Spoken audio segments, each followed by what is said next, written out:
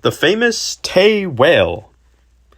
'Twas in the month of December, and in the year 1883, that a monster whale came to Dundee, resolved for a few days to sport and play and devour the small fishes in the silvery Tay.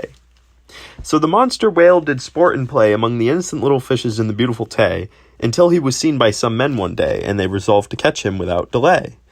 When it came to be known a whale was seen in the Tay, some men began to talk and to say, "We must try and catch this monster of a whale, so come on, brave boys, and never say fail." Then the people together in crowds did run, resolved to capture the whale and to have some fun. So small boats were launched on the silvery Tay, while the monster of the deep did sport and play. Oh, it was a most fearful and beautiful sight, to see it lashing the water with its tail all its might, and making the water ascend like a shower of hail with one lash of its ugly and mighty tail. Then the water did descend on the men in the boats, which wet their trousers and also their coats, but it only made them the more determined to catch the whale, but the whale shook at them his tail. Then the whale began to puff and to blow, while the men in the boats after him did go, armed well with harpoons for the fray, which they fired at him without dismay.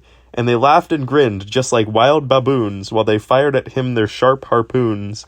But when struck with the harpoons he dived below, which filled his pursuers' hearts with woe, because they guessed they had lost a prize, which caused the tears to well up in their eyes, and in that their anticipations were only right, because he sped on to Stonehaven with all his might, and was first seen by the crew of a Gordon fishing boat, which they thought was a big coble upturned afloat.